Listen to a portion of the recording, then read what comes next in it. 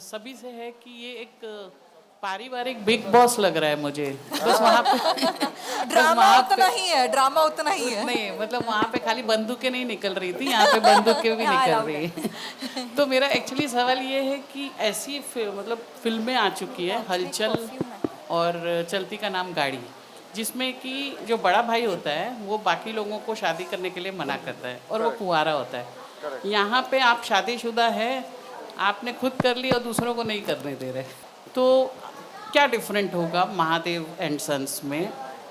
वहाँ बड़े भाई ने लड्डू नहीं खाया था, फिर नहीं खाने दिया। बड़ा यहाँ पे बाप लड्डू खा चुका है, उसके बाद में मना कर रहा है अपने बेटों की आगे। मतलब एक्सपीरियंसेस के ऊपर है कि भाई ये एक्सपीरियंस होता है। इट्स ऑल अबाउट द जो ट्रेडिशंस होते हैं एक लव मैरिज के, जो ट्रेडिशंस ब्रेक होते हैं, जो रूल्स एंड रेगुलेशंस ब्रेक होते हैं, वो एक इंसान को उससे सीख लेता है, उस चीज़ से वो अपना जीवन फॉर्म करता है। तो महादेव ने इस चीज़ से, जिससे लव मैरिज से उसको ये सब चीज़ें लगी कि यार एक रिश्ता बनाने के लिए अगर इतने सारे रिश्तों को आपको तोड़ना पड़ता है, इतने सारे रिश्तों को आपको गंवाना पड़ता है, तो वो क्या एक लव मैरिज के लिए गंवारा है?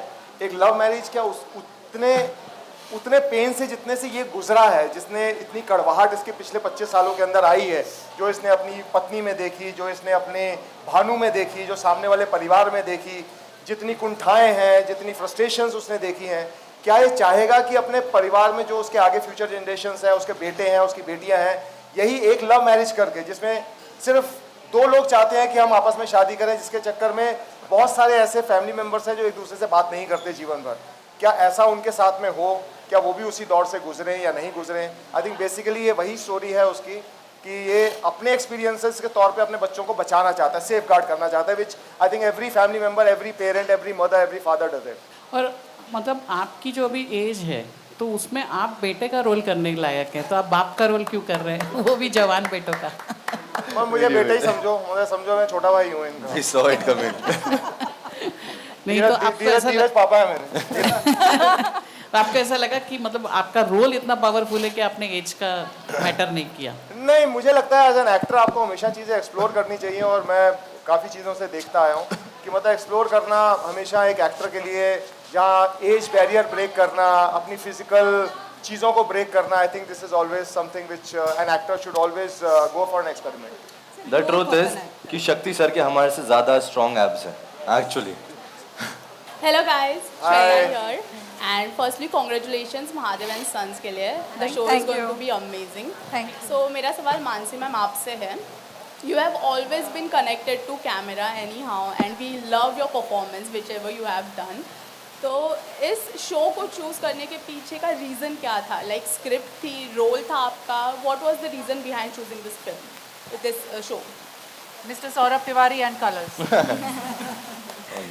ये प्राइम था, बिकॉज मैं हमेशा मानती हूँ कि सौरभ जी का कहानी बताने का तरीका जो है वो टेलीविज़न का कंटेंट होते हुए भी काफ़ी सिनेमैटिक होता है, और औरतों को काफ़ी पावरफुल कैरेक्टर में हमेशा दिखाते हैं उनके सारे शोज़ में।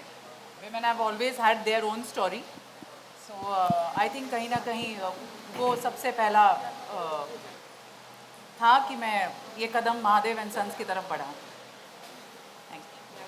हेलो सभी का, आपको कॉन्ग्रेचुलेशन नए शो के लिए। आजकल देखा गया कि ऑन एयर सारे शोज़ जो है वो टाउन से आ रहे हैं, मिड टाउन सैटेलाइट से आ रहा है। ये हरदोई की कहानी है, तो दर्शकों को प्लीज़ बताइए कि इसमें नयापन क्या होने वाला है।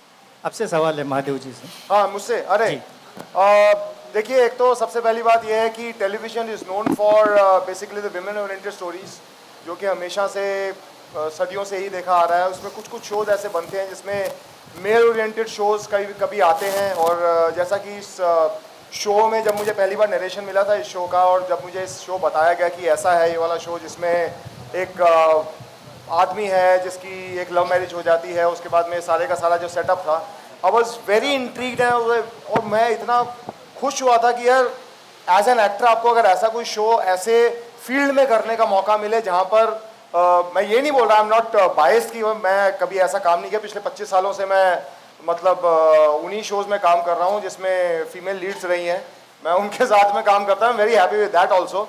तो मेरे को कभी कभी ऐसा मौका मिलता है, तो I think that is one of the जो इसका एक अलग सा रूप है इस शो का कि ये महादेव सन्स के नाम पर है, और जहाँ पर आदमियों के, एक लड़के के, एक पुरुषों के काम करने और उसको भी इतने चीज़ों के करने का उसको एक स्कोप मिल रहा है। तो I think that is one of the reasons मेरे लिए कि भाई मैंने ये वाला लिया। मेरा सवाल महादेव सर से रहने वाला है। जब हमने ये शो का नाम सुना था महादेव एंड सन, तो पहले लगा कि ये माइथोलॉजिकल शो हाँ जी। है। उसके बाद जब हमने प्रोमो और इसके एपिसोड्स देखे तो पता चला कि ये एक फैमिली ड्रामा शो है। आपसे जानना चाहेंगे कि कहीं ना कहीं शो का जो टाइटल ट्रैक है वो महादेव एंड सन से कहीं ना कहीं ये कॉर्पोरेट कंपनी के टाइटल टैगलाइन की तरह नहीं लग रहा है, क्या कहना चाहेंगे?